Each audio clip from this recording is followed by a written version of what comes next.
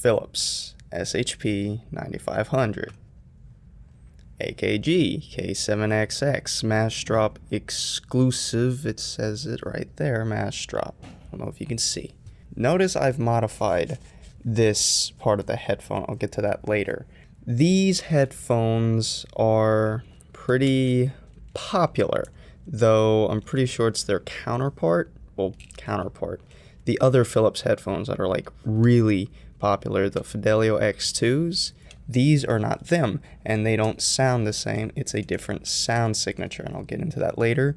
And these are the K7XXs by AKG. However, this is, I don't know if it's focusing. Sorry, I got a weird setup. They're the Smash Drop exclusive K7XXs. They're based off of the K702 Anniversary Edition, I think.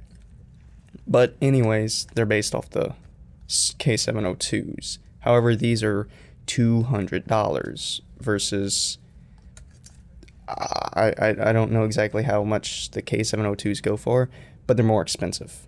Smash Drop generally sells things for cheaper, which is good. The bad thing about Smash Drop is they drop things, meaning they're only available at certain times in the year whenever they decide to make them. It says 17 hours left in the drop for the K7XS. There's also an edition that has like red instead of all black, but they sound exactly the same. They're just red. Okay. Now I have a list of things that I want to talk about. Comfort. Comfort is something that is important whenever you're considering headphones because you wear them. And just like with any article of clothing or anything else you wear, they have to be comfortable. Otherwise, I'm not going to say it ruins the experience, but you know, if you have really uncomfortable headphones, even if they sound good, it can just kind of be that little twinge that prevents you from truly enjoying it. These are probably the most comfortable headphones I've ever worn. Okay, and I mean that. Now, I kind of have a weird head. It's not something you can see, but like right on top of the head where that part sits, I got like a ridge. But since this is like a very comfortable, soft, squishy, padded thing, that doesn't bother me. And the ear cups are huge. They're big ear cups. I have like 8-inch hands, by the way. I got big hands. So this is huge. They're big and they're soft and they have like this weird like fabric-y thing. You know how like when you feel an old person's hand and like right now you can kind of pull the skin off? That's what this is like. That's a weird comparison. But you put them on your head and they just feel comfortable. If you have a big head, congratulations. These are giant headphones and they will fit just about anyone. I keep them at about 2.5, between the 2 and the 3. I haven't had an issue with them coming loose or sliding or anything. The one thing, now I live in southern Louisiana. It gets warm. Not in my dorm room because, you know, I have the AC on all the time. Not right now because it's cold. But at my house, it would get warm and these have a tendency to retain moisture. So if you sweat a lot, you know, that's just something you might want to look out for. And they got this fabric on the inside. Now, my ears kind of touch the fabric a little bit, but since it's a nice soft fabric and they both touch, it doesn't bother me. They're comfortable, they're pretty lightweight. However, they don't clamp a lot. Now, they probably clamped more when I first got them, but I've had them for 2 years, so, you know, I might have stretched them out a little bit. And now, I move around quite a bit whenever I'm either listening to music and I'm getting into it, or I'm playing a game and, you know, something happens and I get upset. So they don't clamp, and because it has this system instead of this, which I'll talk about, they're heavier on top. I mean, most of the weight is in the drivers, but they have more weight up here and they don't clamp. So if I like look down, they'll slide off like that. And I've had them fall into my lap. So, you know, if you like clampy, there's that to look out for. Now these, for comfort, they're very comfortable, and it's these pads.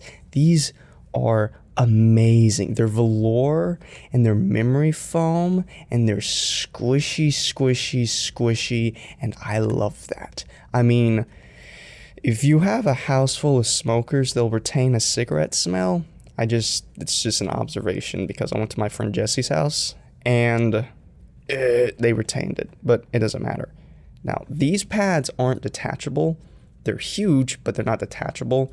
These are, but it's a locking mechanism. So unless you wanted to, I don't know, glue these onto other headphones or like tape them, you couldn't put them on anything else. And they have this thingy, which, I mean, some headphones have like a fabric or something covering the driver to quell the highs, but it doesn't cover the driver.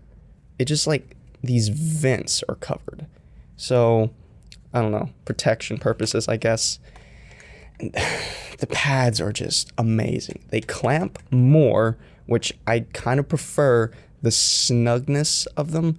If they had crappy pads, then the comfort would be absolutely horrible, but they are really comfortable. Now, you notice I've done this. I had some double-sided tape and I put some foam right here. Remember when I talked about that ridge kind of on top of my head where this sits?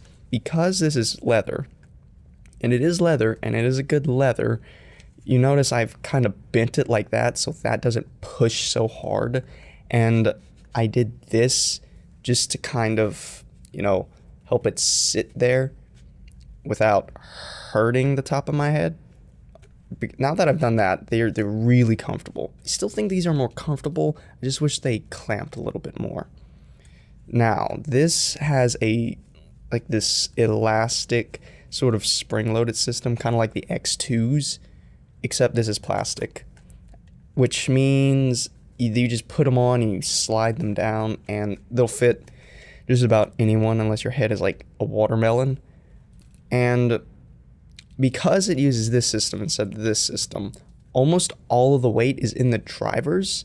So, you know, I look down, they won't slide like that unless I really like swing my head about. Also, the clampiness means they're definitely in place. They're snug and they won't fall.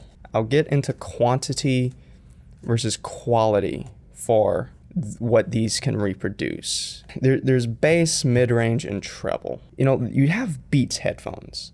And Beats headphones are known for just having a lot of bass. But I've listened to some Beats headphones. They might have more bass, but that doesn't mean it's better bass. Like my friend Keith, his car, it has a lot of bass. However, when the bass drops, it just sounds like it's a big fart. You don't want farty bass because that's horrible. That's going to make you want to vomit. These have more bass than these. So that's the quantity. Quality, is it better bass?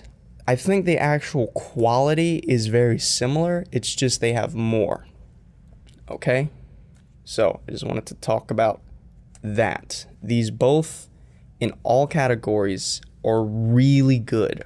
Probably not the best, but they're good. This definitely has more bass. These are marketed as having 3 decibels improved bass. I'm not sure. I haven't seen like frequency response charts. Well, I have. I just don't remember them. I don't know when the bass starts like 100 hertz or lower than that. But, you know, listening to these, because I've listened to them both back and forth at the same general volume level, and these are warmer because they have more bass. It hits harder when a bass hits, it lasts longer when there's bass, and it's just more present. Now these, even though they're more flat, neutral sounding, the bass will still, it'll hit you. Like if there's bass and it like thwomps, You'll feel it. It just won't be as prolonged or present as in these. Okay, that was bass. Mid-range. I want to give it to these. Okay. Now, granted, I am comparing $200 to $70. Just stating that. In mid-range, I want to give it to these for mid-range. Because these have more low-end K7XXs, okay, look, a driver can only do so much before it gives out. And since bass, you know, requires more movement for a driver, if it has more bass, more driver movement is generally allocated towards low end. And because these are a little more flat, I feel like the mid-range is a little more forward, I guess. Because when you play them at about the same volume, you'll get the mid-range more. And that mid-range is like vocals and stuff like that. And I love vocals. I love clear, clean vocals. Now, because I have, you know, a decent enough headphone app, I can push the volume up to where the mid-range is playing at about the same level as these would be. It just means that the low end is definitely more present. Quantity, I'll go ahead and give it to these. As far as quality, mid-range. You'll definitely get more mid-range out of these, okay? You will, and I'll say vocal clarity, because I've listened to these back and forth a bit. And by the way, I did let these burn in. I didn't just get them and then start judging them, because I didn't even have these for like a week because I was at home. Mid-range, I'll give mid-range to these, okay? Both of these sound really good in every category, don't get me wrong. So as far as quality, you won't be disappointed with either of these. I think it's really the quantity that would come down between these two. And these are 70 and these are 200. Just remember that. You can get these almost any time. These only when they're dropping. Just remember that. Treble. These. Okay? Well, might not be so definitive. These definitely have a proclivity towards the highs. Like, you're listening something. It has a bell or, I don't know, something high. You'll definitely hear it with these. Trust me, the treble is definitely present with these. Now, these have that 3 decibel improved bass, but that doesn't mean the other things are washed out. You know, I listen to Through the Fire and the Flames. I love that song. Okay? Listening with these, I can definitely hear the guitar. The guitar is really there, and it's there for these too. It's just, I might need to push these to have a little more power in order for it to be as present as with these. Now, this is a little difficult. I don't want to be too definitive when saying these things, even though I got a very good idea of the sound signatures for these two. These are more flat. You know, when I edit my videos, I use these because I get a better idea of really how everything sounds, because these are more flat. These will make things sound warmer. So, treble, they both sound good. Quality is really good on both of these. Perhaps on certain things, these have a little more quality, but because the detail in the highs and the mid-range is more apparent, I guess I can listen to these more. Now, some people talk about these being sibilant, and I have sensitive ears, okay? I have especially treble sensitive ears. You know, that's why I always hated going to pep rallies when you got those little girls going, and it always, I hated it. So, you know, listening to certain tracks at certain times, yes, these can be a little more fatiguing than these. Now, with these, because the pads are removable, you could take a tissue and put it right there, and that would quell the highs, because that's how that works. Audio magic. Couldn't really do that with these unless you stuff it there, but you don't really need to. I don't find these to be really sibilant. It's just they definitely have a proclivity towards, you know, the higher end in the spectrum. So quantity, I just kind of got to give it to these because they have less bass. The other stuff is more apparent when you're listening to it. Though, don't get me wrong, these don't sound veiled at all. The highs are there, the mid-range is there. The warmth of the low end is just also more there and enveloping everything else more than these. Okay? Now, I've talked about the sound. Now, there's soundstage and imaging is my next point I want to talk about. If you don't know what soundstage is, it's when you're wearing headphones. How big does it sound? You know, you put on a pair of headphones like these, and they sound close. They sound intimate. Like, yes, I am wearing headphones.